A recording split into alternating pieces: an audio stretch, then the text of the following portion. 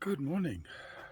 I left Quartzsite early this morning, 7 a.m., and drove westwards into California, which is an hour behind, and another 2 hours to a national park in Southern California called Joshua Tree.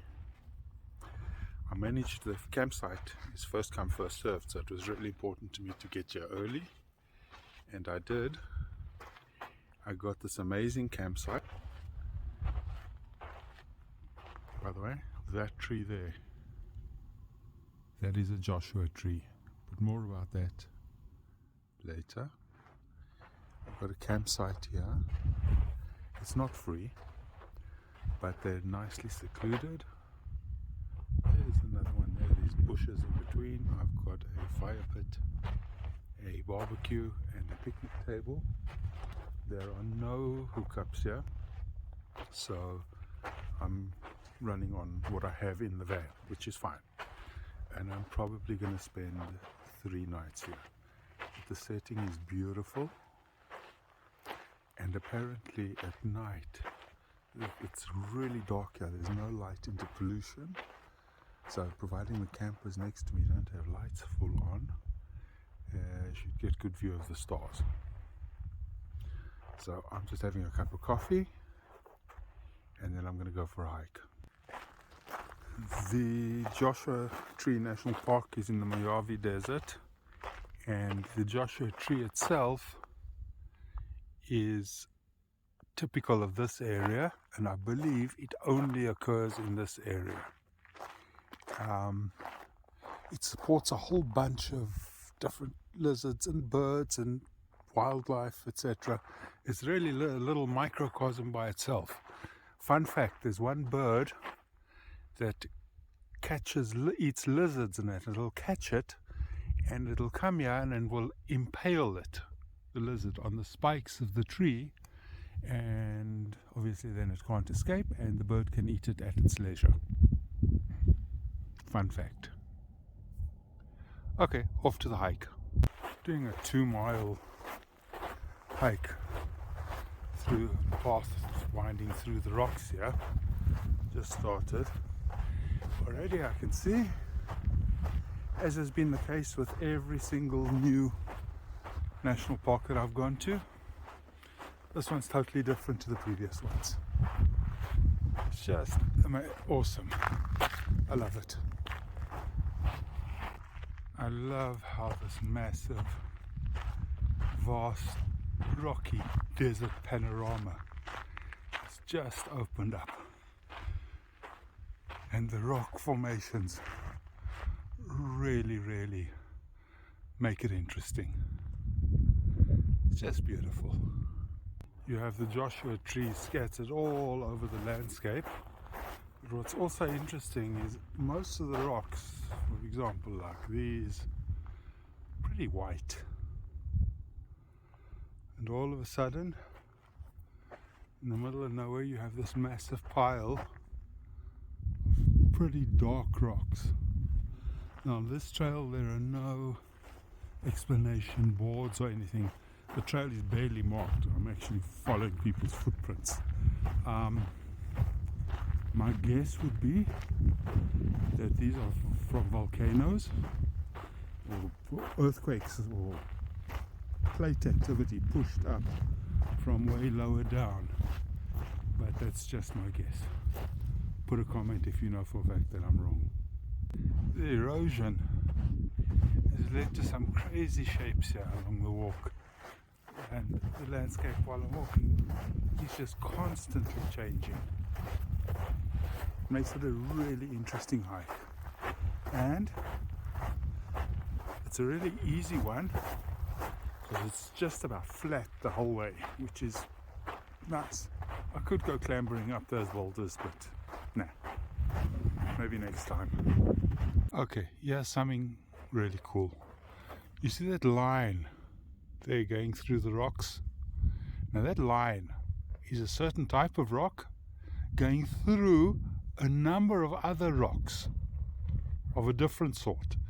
Now, how does that happen?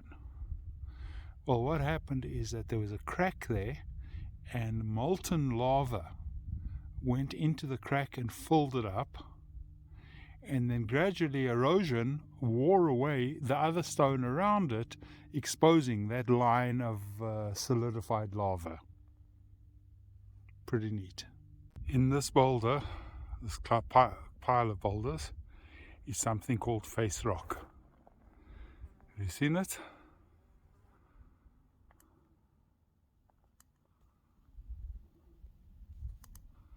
There we go.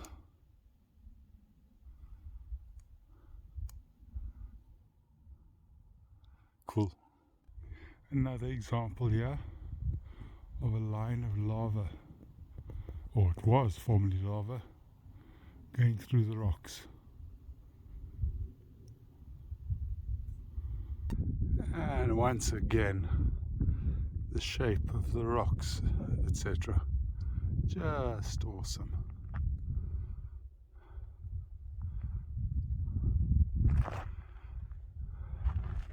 And here's something pretty neat. Well, I think so. You got a layer of this molten lava that hardened on top of the other rock, and now the molten lava is getting chipped away and eroded over time. So, reached a high point here, and I have this incredible view. I mean, it's not that high, but it does give you a good look over the landscape, and of course the rocks. That's where I've come from, and where those people are down there, if you can see them, that's where I'm going. That's not the end, but that's the direction.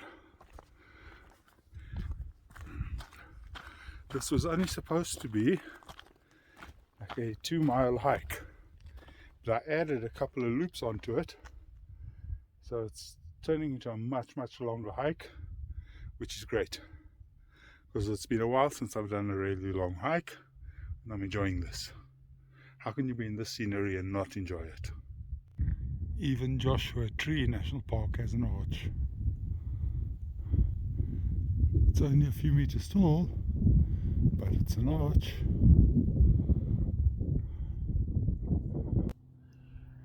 One thing I discovered at the campsite, or inside the park as a whole, is that there's no internet connection. So I don't care about emails and that kind of stuff, but I use the internet, to download the maps for the hikes that I want to do, so that I have the GPS overlay on the map and the information, etc., etc. So after I finished this morning's hike, I went out to the camp to where I had an internet connection and downloaded a whole bunch of hikes, and I'll choose which ones I want to do. Now I've got them. As I did notice that one thing today, the trail was not particularly well marked, and I have limited GPS functionality. Like, I can see on the GPS where I've started and where I've gone and which way I need to go to get back to where I started. So I wasn't worried, but it was annoying not knowing exactly where the trail was.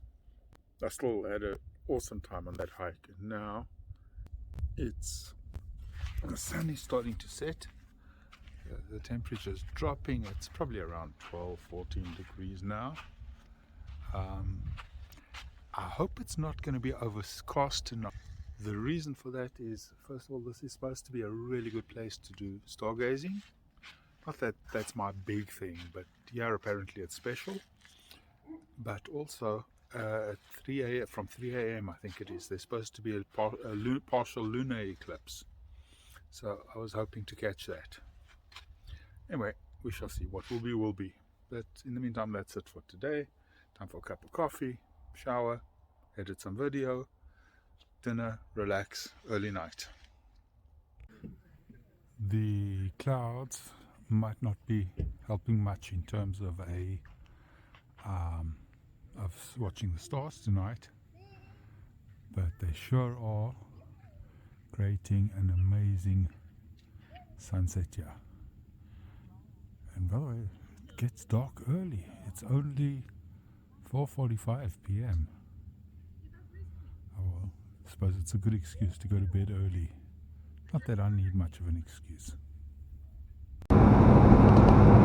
Good morning. Driving to the start of my first hike. Treated to a view of the sunrise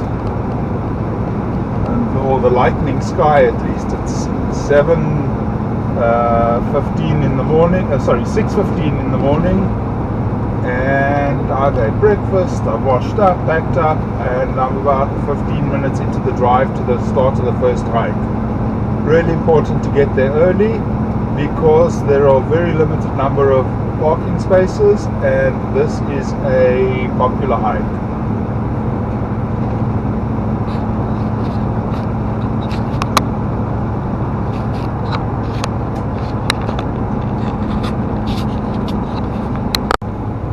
This desert landscape with the first light of the day is kind of surreal.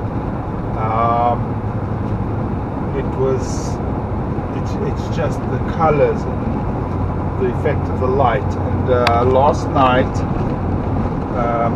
you'll see in a second, the moon's still up.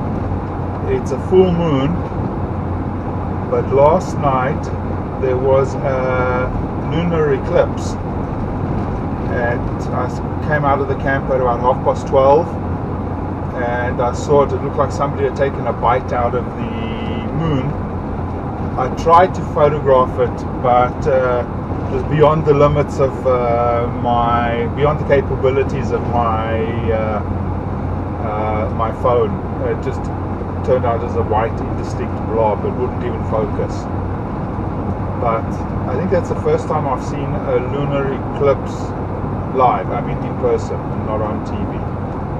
But the views and everything now, just stunning. So this morning I am doing a 6.8 mile hike. It's a loop trail. It's called the Lost Horse Mine Trail.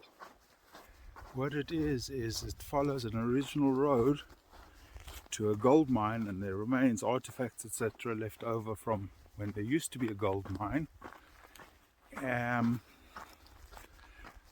The legend is that the guy who discovered the mine discovered the cave or the vein of gold when he went to look for his lost horse, hence the name.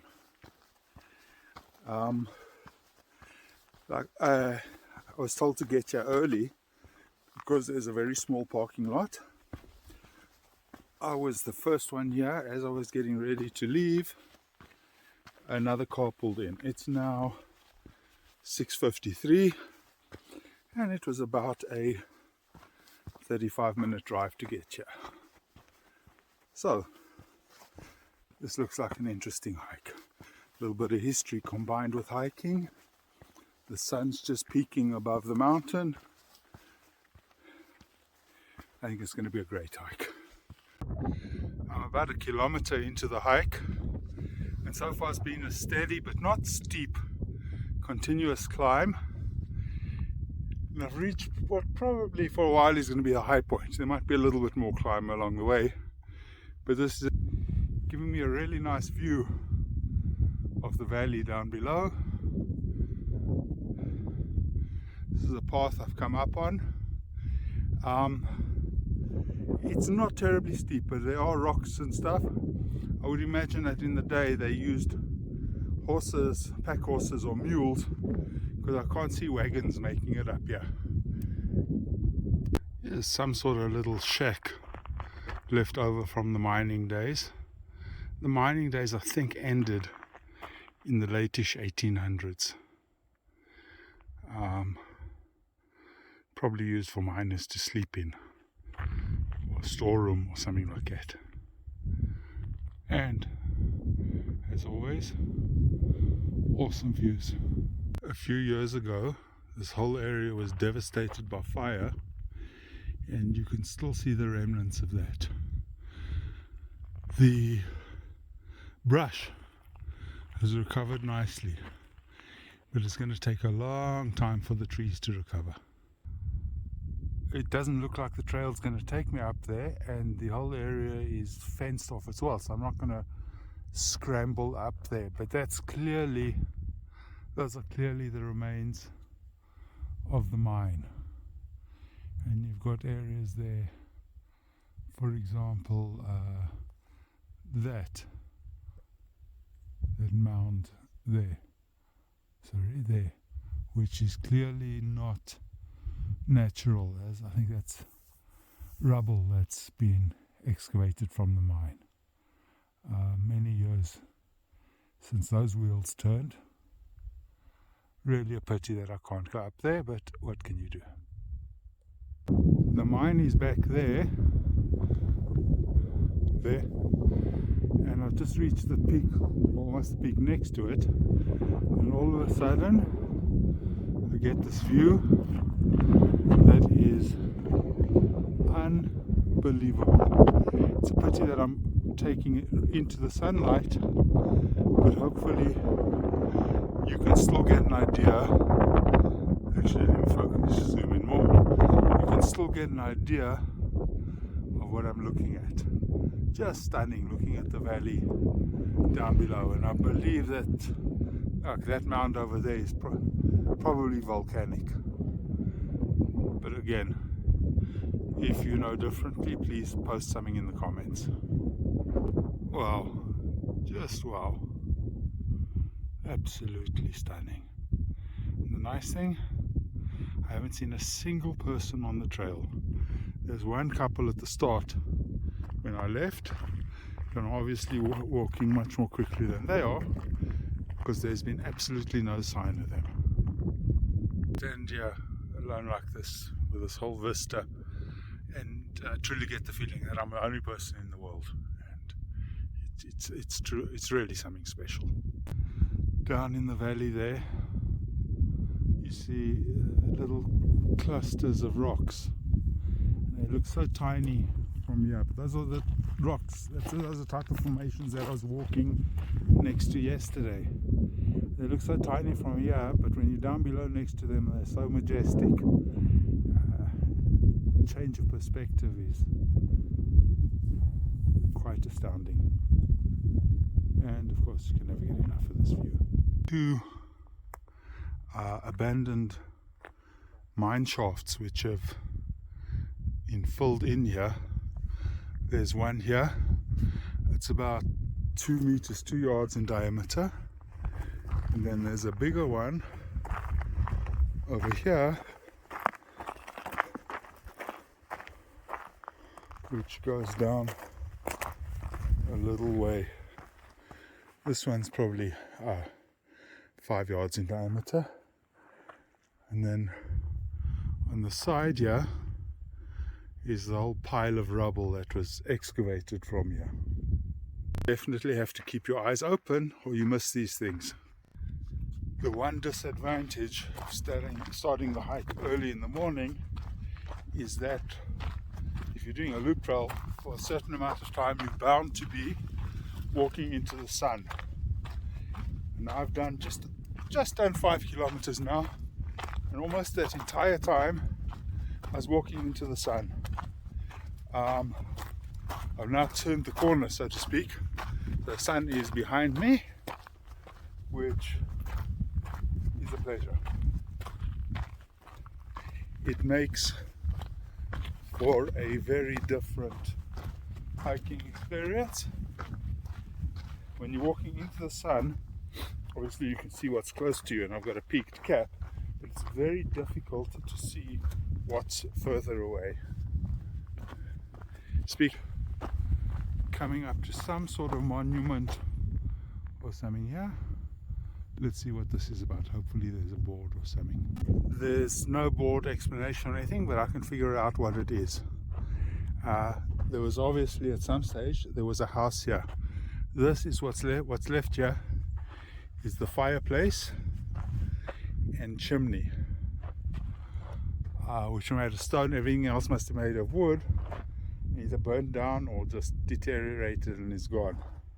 We've also got a rusty old bucket here, stone with some shards of pottery on them, and a rusty old bed and bucket, and a few assorted remainders from tin cans and things. So here I am back at the parking lot, having completed almost 11 kilometers. This has to rate as one of my top hikes. By the way, I was warned to get here early because the parking lot fills up. There's certainly more cars, but it's not full. I didn't see a single person on the hike, which was great.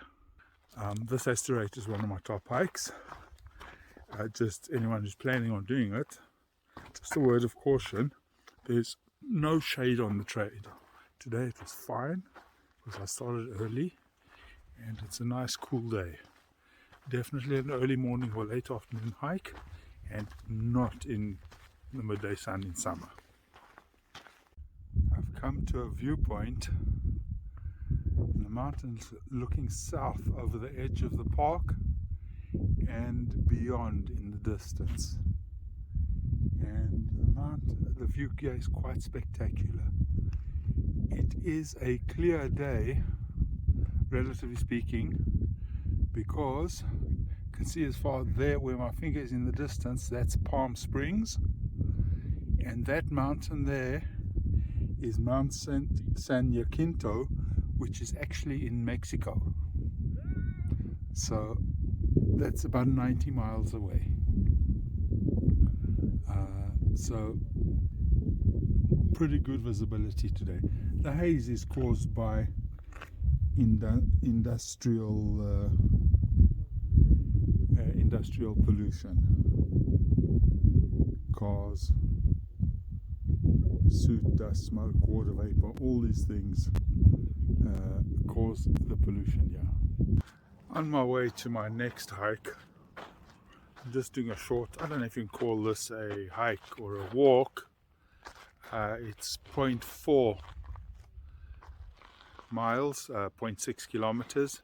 It's just a loop around here, and they got informative little things along the way. It's level, and it's not paved, but they call this wheelchair accessible. So just a little walk on the way. I mean, afterwards I might stay and have lunch here. There's a pit toilet that I needed, and there are picnic tables down there, and also on the other side next to this. I might even, this is the benefit of having an RV, is the opportunity in the parking lot here just to have a little nap before I go do a more serious walk. This is pretty interesting. This is called a peach thorn, and it looks like it's dead, although there are a few little leaves. Apparently it hibernates in winter to save energy, and also these very, very few leaves which will mostly fall off, and this aids in preventing water loss from evaporation. I've never heard of before. This bush is called a Mormon tea. I don't know if the Mormons actually make tea from it, but what's interesting is to save water, it doesn't even have leaves. It carries on photosynthesis through the green stems. The green you see as stems, they're not leaves. I've never heard of that before. Really a nice little walk between these rock formations. You always find more plant life at the base of these rock formations in the desert, because what little water there is will run off from the rocks and create kind of a microclimate. The red on the boulder is lichen. Lichen is actually a combination of fungi and algae, and the fungi provides protection from environmental extremes, and the algae photosynthesizes light to produce nutrients. Lichens, believe it or not, actually help to break down rock, which is the first step in the formation of soil. Nice little walk. I think it's time for a nap. Build up strength for the next hike. Time for the second hike of the day. Had a bit of a rest, had some lunch.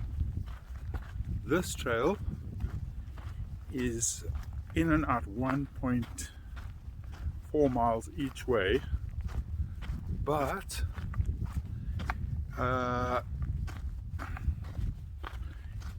it's not Mount Everest. It has 1,000-foot altitude gain.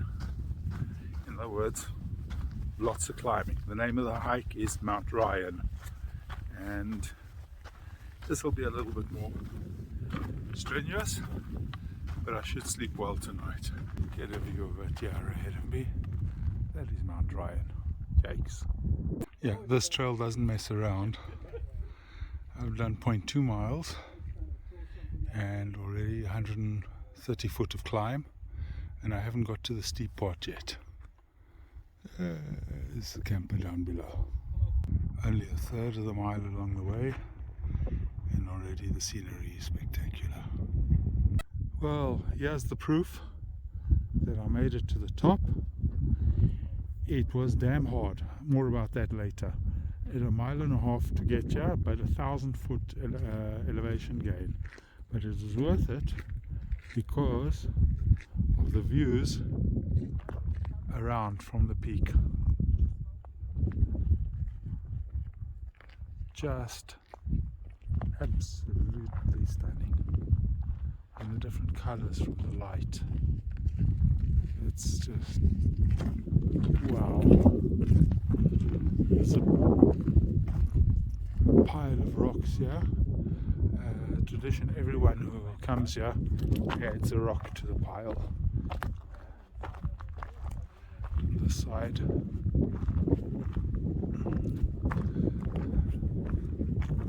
The mountains there with the colours from the light, the different colours down in the valley. Once again, they look like little ant hills, but they're actually massive, those boulder piles. Just spectacular. It really is a 360-degree view from here. Simply amazing. You can see how high it is because you can barely make out the road with the cars down below. There we go. That there is where I did the little walk between the two hikes. Little circular loop there. Made a rest in the parking lot and then drove down and made this climb. I'll talk about the climb afterwards when I get down. Now I'm going to just have a little break and then I'll head down. See you at the bottom. Okay, so I made it back to the car. So far on this trip I've done 3 hikes that were categorized by All Trails app that I use as hard. They've got easy, moderate and hard. One was categorized as hard just because it was very long. The second one was the Angel's Landing hike, which was categorized as hard because you had a lot of uphill, and it was the last bit, which I didn't do, was dangerous. This one is the third. Now the Angels, this one was not dangerous. It was not particularly long either. It was only 3 miles. But it's probably the hardest one I've done, because even the Angel's Landing hike, you had those switchbacks or squiggles as they're known there that were very steep, but they didn't last long, and interspaced between them you had areas where you walked that were relatively flat. This one was 1.5 miles of uphill going in, pretty steep, and then 1.5 miles of downhill. The downhill coming out was fine, but going in there was no let up from the uphill. So that's why it was categorized as difficult. The views from the top were incredible. So I'm pleased I did it, but that was not easy. 2 months ago I would not have been able to do that hike. So I'm pretty pleased. Good morning. It is just after 7 a.m. and I am starting my first trail for the day. It's called the Willow Hole Trail. It's in and out 7 miles. About a mile in, I start going through something called the Wonderland of Rocks. It's not that I'm rock climbing or anything, but it's supposed to be pretty different. So let's see. Fortunately, unlike the second hike of yesterday, this one is pretty flat, so no hiking sticks. Yesterday was the first time in a long time that I used my hiking sticks, and I needed them. It's a great day for hiking today. Clear, slightly actually fine cloud. It's about, at the moment, about 10 degrees or so. Obviously it's going to warm up. Should be good. At the moment, just going through the flat land between the Joshua trees, desert vegetation. I enjoy this type of walk, but up ahead it's going to change, so should be good. Like I said, it's really nice. I'm walking in the shade at the moment, but up ahead the early morning sun is just catching those boulders or hills, whatever you want to call them. Really nice. Good panoramic view all the way around. As I said, it's cool. I'm walking in the shade. Great weather for hiking. So the surroundings are definitely getting more rocky as I make my way in here. It's a little bit different to what I've hiked in up to now. It's nice.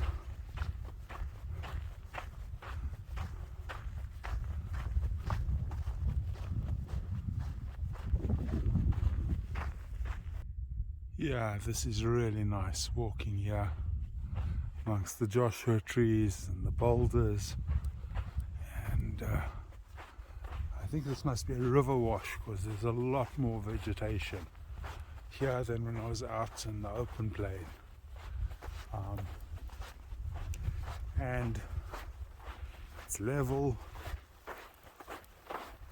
Great hike. More boulders, etc. to come.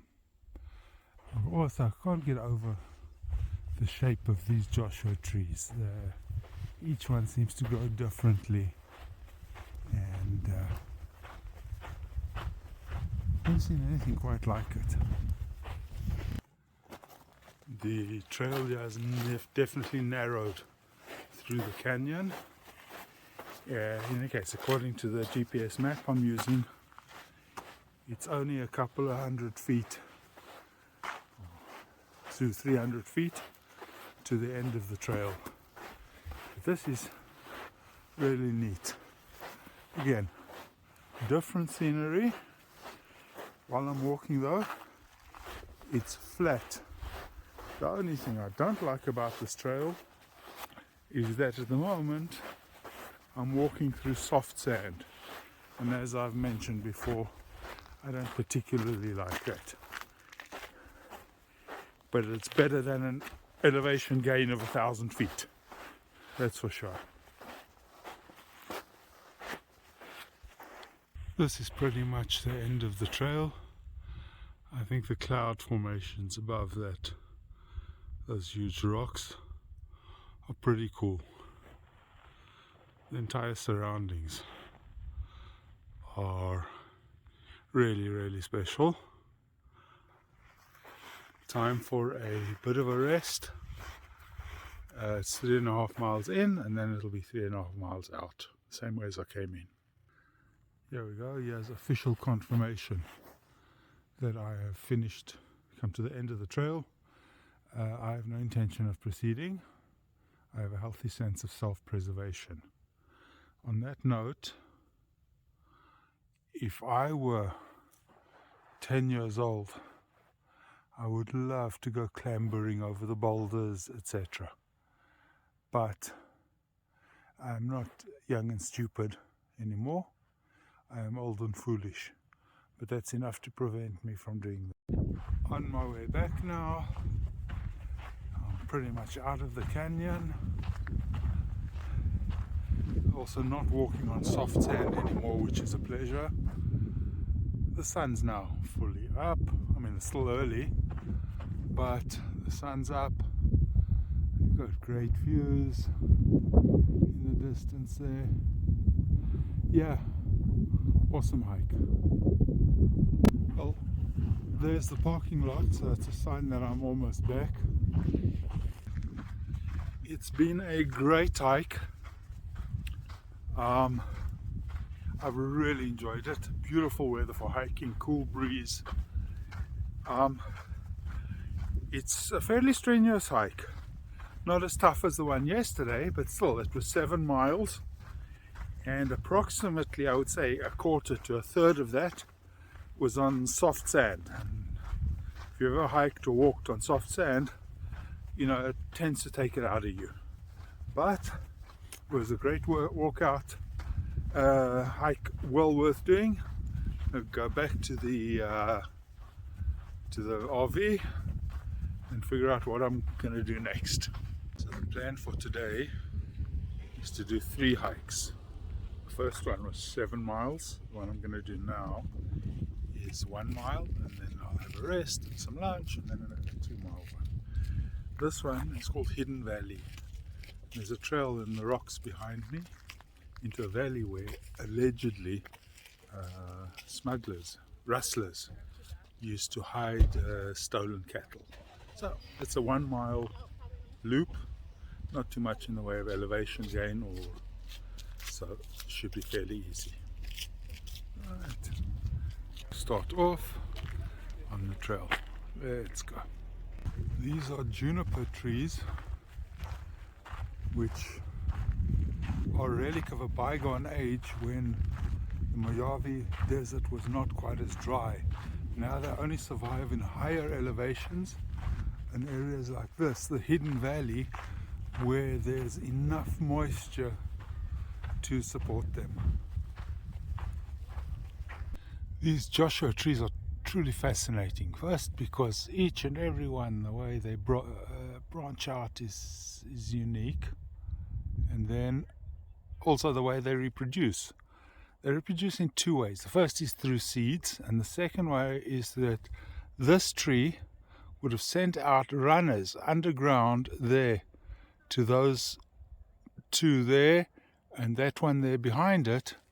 So you have tree, whenever you have a cluster of them growing in close proximity, or 2 trunks, seemingly 2 trunks coming out or more coming out of the ground, that's how they've reproduced. When you see one all by itself, whoops, sorry, like that one, then that came from a seed.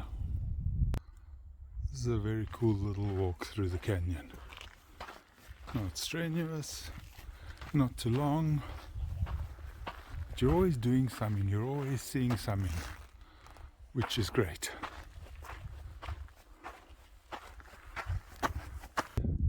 The whole valley is surrounded by these cliffs, and what little rain there is, when it falls, runs off the cliffs and in the cracks, etc., tends to gather at the bottom of the cliffs.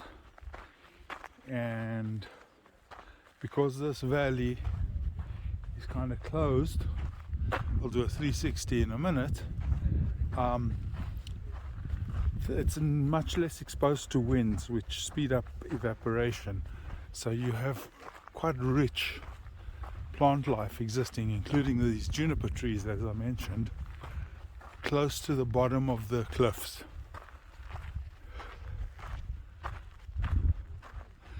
do this quick, well, slow 360. I don't want to make you seasick. Cliffs go all around the valley.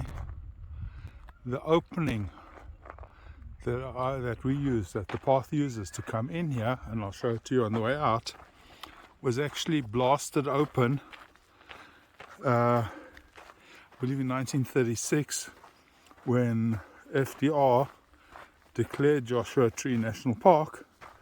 They opened this area. Until then, it was really difficult to access, which makes me wonder about the legend of the smugglers, because if it was so difficult to access, how did they get the smuggled cattle in here? Start making my way out of here. It's a little bit of a climb, but not too bad. Very picturesque. So apparently this was the access point. It just blasted open.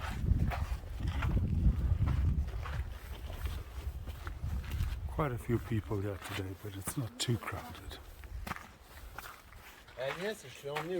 And from here it's just a short walk down to the parking area. Nice 1 mile hike. Time for some lunch and a rest, and then I'll go on to the next hike. It's quite... On the previous hike, when I left the parking ground, it was full. There were people waiting for places. This parking ground is big. And there's the RV, and this area, by the way, that side of the road is supposed to be for RVs only, but people have parked there because all the rest of the parking spaces all the way around there are taken. Crazy. I'm starting a hike called the Wall Street Mill. 2 miles in and out, and it leads to the best preserved gold mill in the park. And apparently there's some old automobiles there as well, so something different. The surroundings are similar to the ones I've walked through earlier this morning, but as I said, this leads to an actual destination, the old mill, so I don't mind.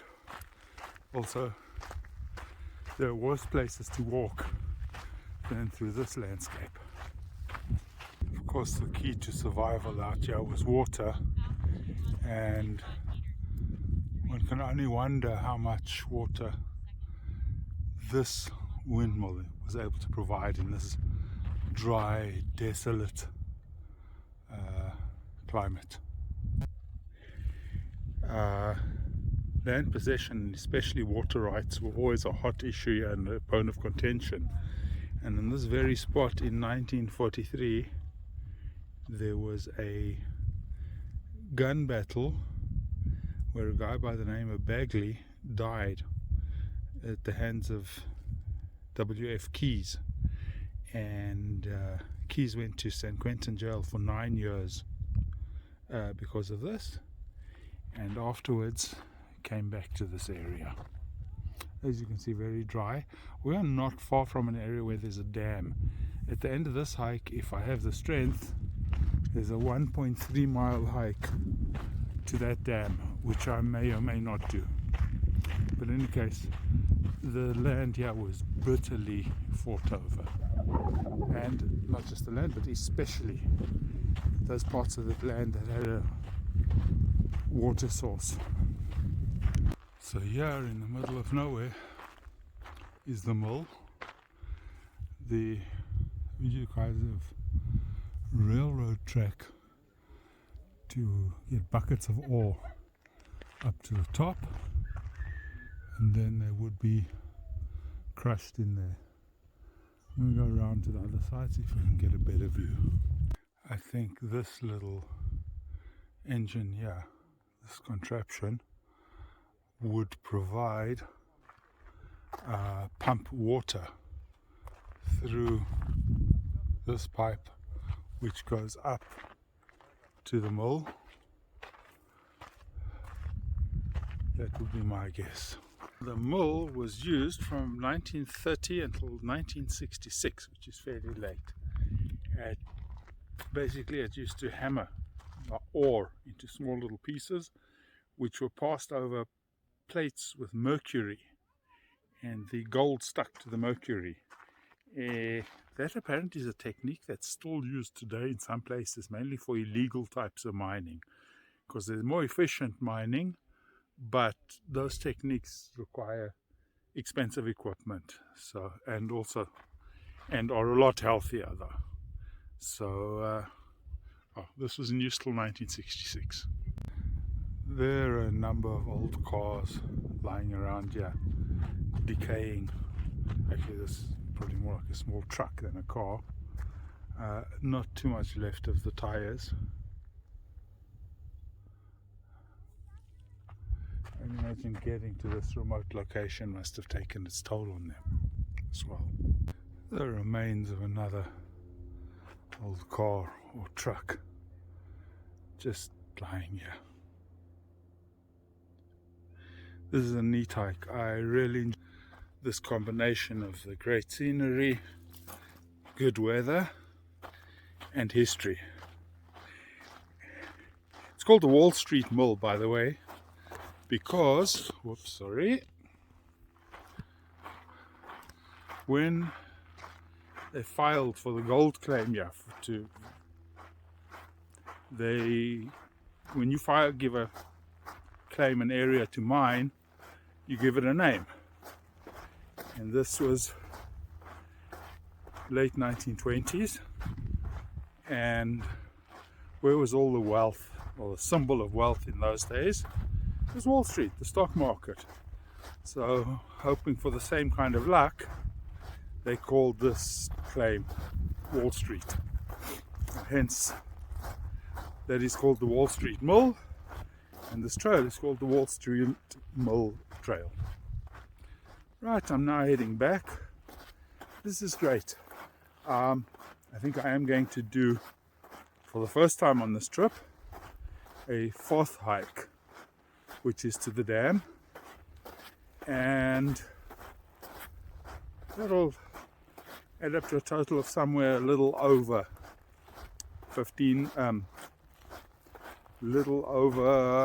12 miles for the day. So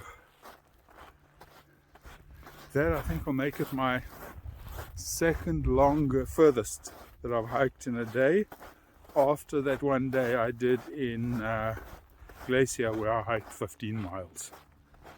So this is great. I had a short break. Now I'm off on what will definitely be my last hike for today.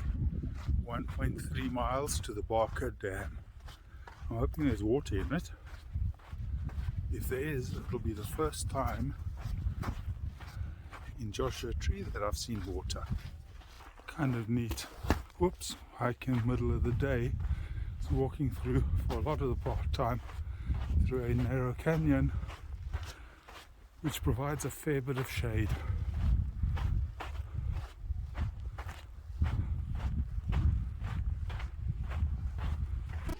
So here's the dam wall. It was built in the early 1900s, but towards the end of the century, rainfall declined, and even with the dam, cattle farming here was not viable anymore. I'm going to try and see if there's any water at all in here, but it doesn't look like it.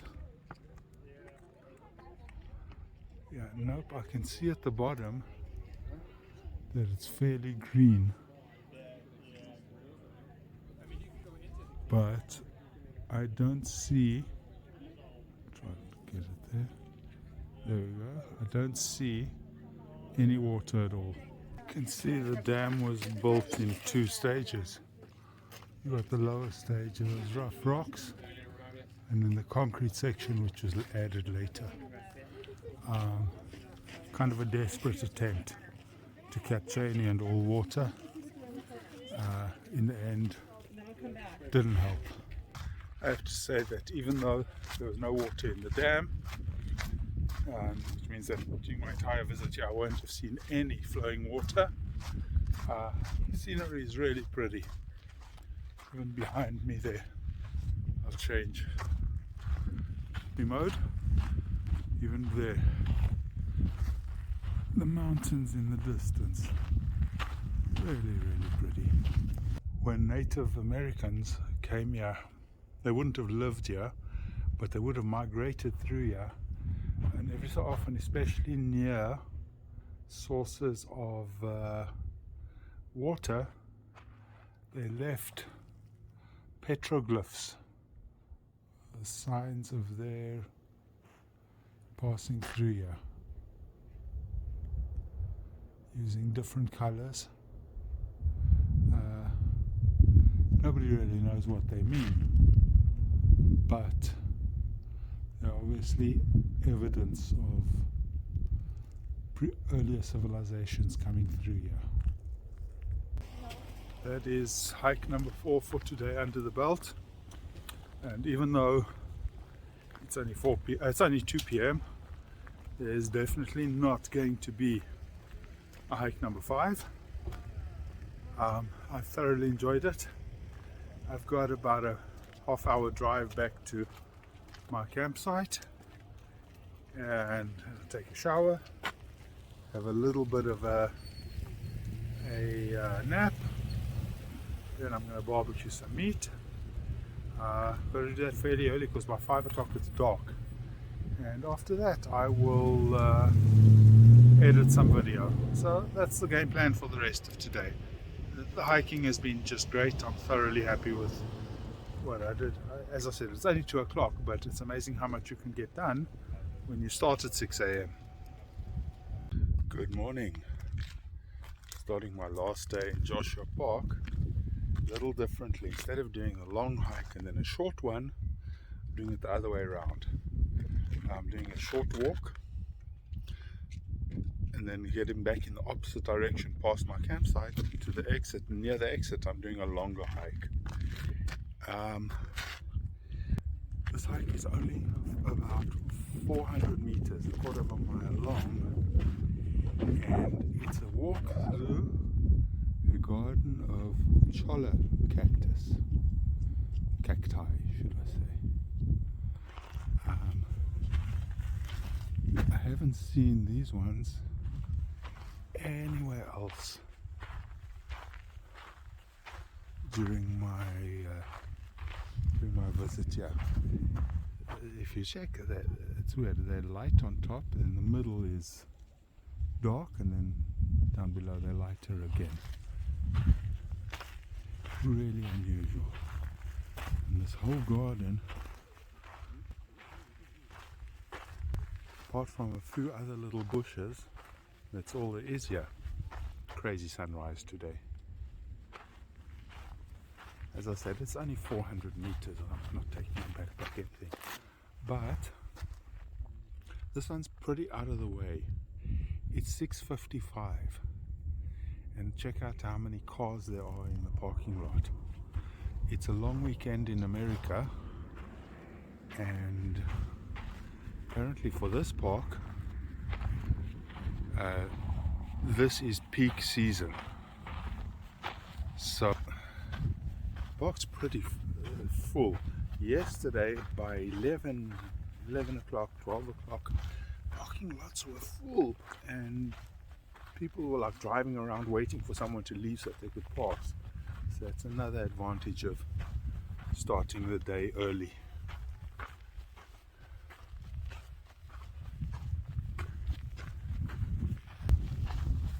Really, really pretty.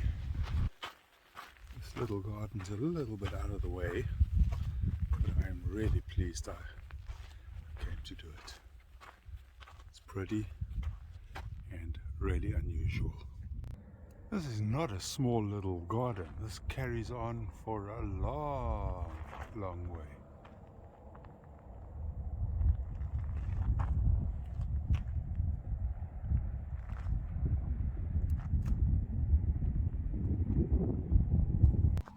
Great little walk to start the day. Now onto the main attraction. It's 7:45 a.m. starting my second hike. Well, first was just a bit of a walk. Starting my first real hike for the day, and I am heading towards those mountains there. It's a 4-mile hike, 2 each way, and up there is a deserted mine. So the start of the hike is flat, then there's a 700-foot elevation gain, which is not as much as what actually turned out to be 1,100 feet the day before yesterday, but it'll still be fair climb, so I brought my sticks. The first part of the hike is flat, as I said. There are 2 disadvantages to that. It means that the 700-foot incline is much more concentrated, and also at the moment I'm walking through a dry riverbed, which means I'm walking on soft sand, and you know how I feel about that. Started to climb a little bit, nothing serious. I'm out of the wash at least. If you look at the hills here, we're much lower down than where we saw the Joshua trees and the hidden valley, etc. This is hotter here, although it's really nice and cool at the moment, and gets even less water. So the vegetation is changed. The path up has definitely become a little steeper. I'm 1.2 miles in. The mine is at 2 miles, and then I come 2 miles out again. I've climbed 550 feet. You can see, if I zoom in a bit, there goes the trail. And yes, it's uphill from here, but if the All Trails map was accurate, it's only another 150 feet of climb, so that's not too bad. Okay, I've reached 700-foot elevation. I've still got half a mile to go, but unless they were lying to me, I shouldn't have much of a climb left. As I mentioned, it's dry here, the vegetation is dry, but every now and then you come across one of these, the bright red. It's a cactus. I don't know what the significance of the red color is, but it does definitely brighten up the landscape a little bit. Another one there. There's one here down by my feet. Nice. Here's another one of those cacti growing right out of the rock. Must be about 3 feet tall. Okay, please excuse the wind noise, but with 0.2 miles or 300 meters or so to go, 320, I think I see the mine there. That has to be the mine dump. I think make out buildings behind it. And the good news is it looks as if it's only barely higher than where I am now. So I've just reached the top. Wasn't closest down to the top. This is the mine dump that I pointed out earlier, and you can see bits of machinery strewn all over the place. There we go. Time to explore. Standing on top of the mine dump, got these 2 sets of tracks, which I believe would have been used to haul iron ore up here. Not iron ore, rocks. That there would probably be the mine shaft. You've got the pulley there with the cable still attached. Over here you've got all covered up, which which I'm sure goes down a long way, but it's difficult to tell from here. A shaft, and then there's another one over there. Down below, that bit of machinery, which I pointed out earlier, probably had a cable or a pipe up to that point there, which I can't really get to that easily. Or maybe I can, hold on.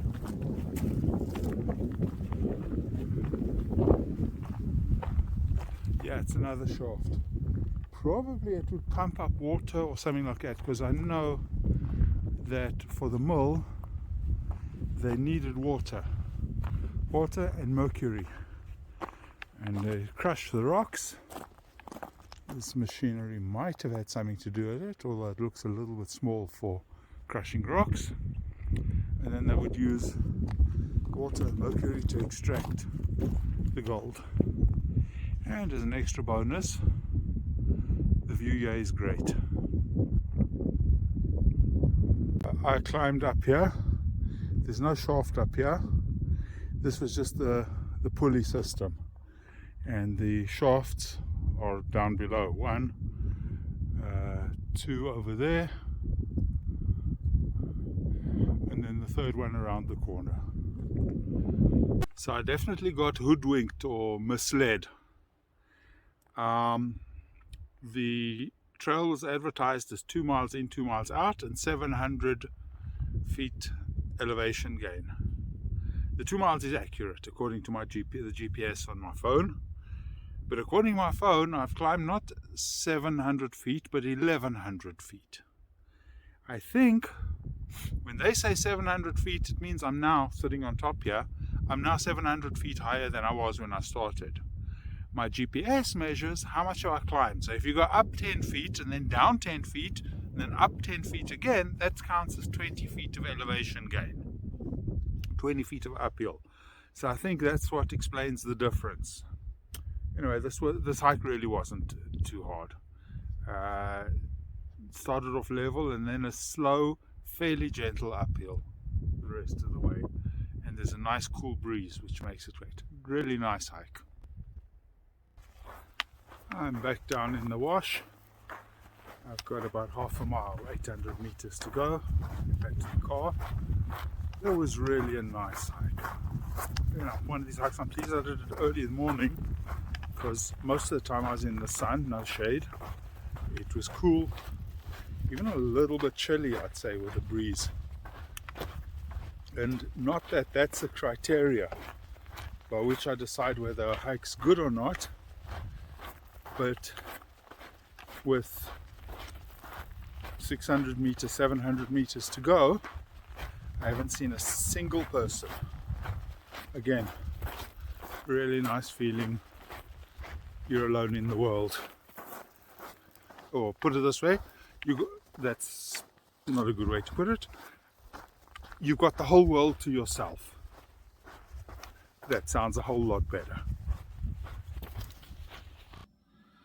Hey, after the parks in Utah, Bryce, Zion, etc., I was a little apprehensive before I came to Joshua Tree, thinking, how's it going to live up to those parks? I must say, I thoroughly enjoyed my time in the park. There was just so much to see, so much to do. It was just amazing. Now, taking a day and a half, I've got a little bit of work to do for my job and video editing and all that. I'm at a RV resort just outside the park with full hookups and using just about every outlet to charge various appliances, get everything fully uploaded. To be frank, living off grid in the dry camping that I was doing in the park, beautiful setting. I had no problem managing water. I had no problem managing, waste, making sure the nothing got full. Cooking, propane. Um, the only thing that I had difficulty with was not the batteries for the house, for the RV, for lights, etc., and the bathroom fan and all that kind of thing. But to keep all of the appliances, my phone, my watch, my camera, and my computer charged, because when the RV is not plugged in or I'm not using the generator, the outlets don't work. So while I'm driving around, I'm juggling the USB ports in the driver's cabin to try and keep things charged. And I managed, but it's quite a procedure. Anyway, it all worked, but it is nice now. For a day and a half, 2 days, I will have proper electrical full connections, and it's just great. Okay, well, that's it for my visit to Joshua Tree. I highly recommend it for anyone who has the chance, and I'll see you in my next video.